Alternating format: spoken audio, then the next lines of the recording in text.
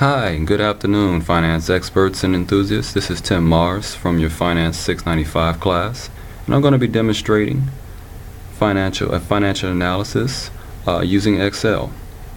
I'm going to be analyzing a total of 20 companies today, 12 of which came from my previous project, the Bloomberg project, and 8 came from the data came from Yahoo Finance.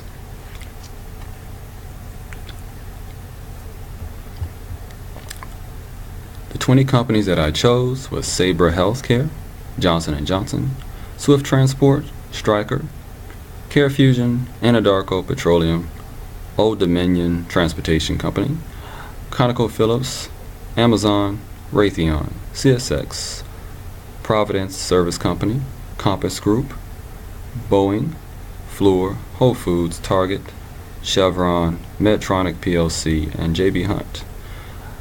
I tried to make it as diverse as possible, choosing from healthcare to transportation, oil and gas, retail, and service-based industries. And the two variables that I'm going to measure together are profit margin and return on equity.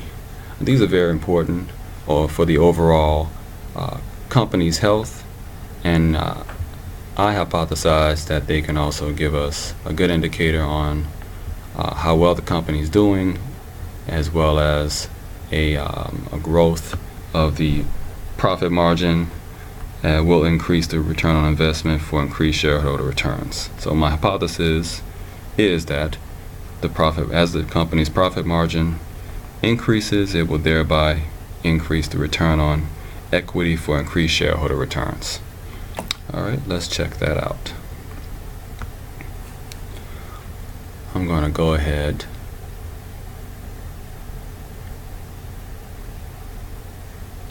to data analysis.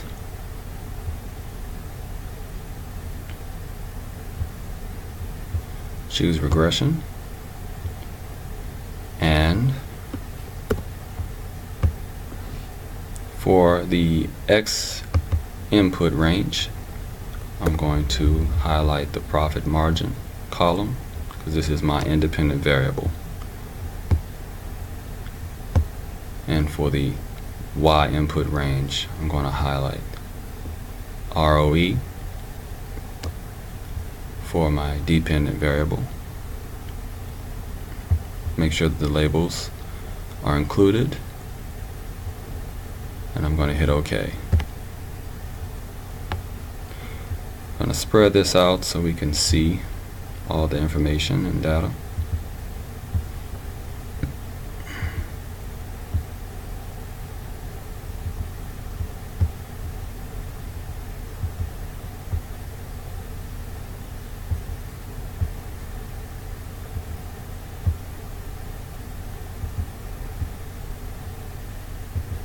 All right. As we can see here, that our line of best fit, our correlation determination, is positive, however, not very significant. And we're going to go down to our coefficient and correlation and see what our slope is doing as in relation to the intercept. And the profit margin correlates in a positive way with the ROE. So there is significance. And our t-stat here, we know the rule of thumb is 1.65 in either direction. So there is the statistical significance here. And the p-value, the values range from 0.1, 0.01, and 0.05. It looks like there is some significance here. We can just round that off to 0.05. And that's the regression table. And I like what I see.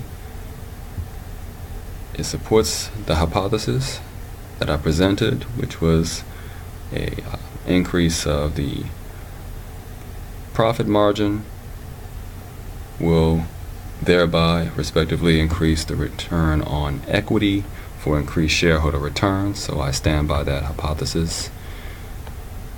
And looks like based on the coefficient, both of these variables move in the same direction positively, so as one moves one direction, the other moves that same direction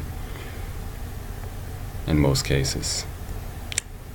Some other tests that could be used to test the variables would be the means, the difference of means test using equal or unequal variances, and looks like there was some significance. The number is negative, but there was some significance here for the t-stat, and for the one-tail p-value there's some a bit of significance here.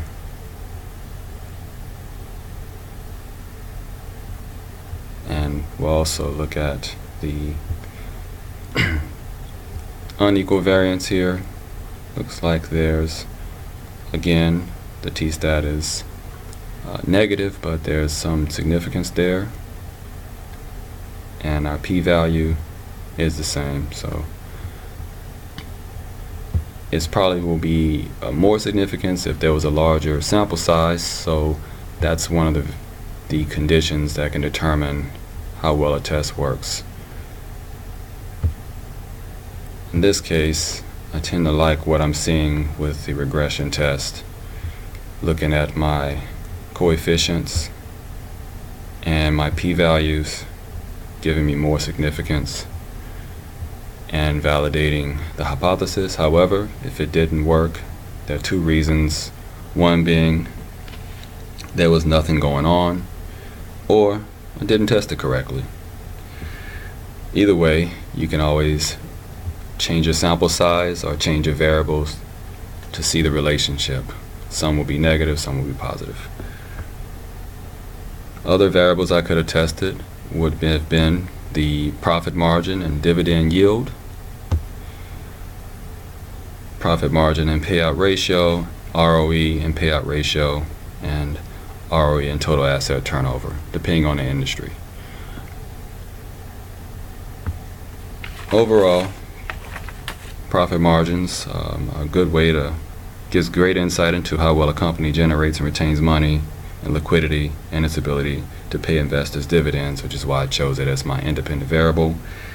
And my ROE is my dependent variable. It just gives a clear picture of the corporate health overall and the amount of net income returned as a percent of shareholder equity, and measures the company's profitability by revealing how much they generate with investor money. So that depends on the profit margin.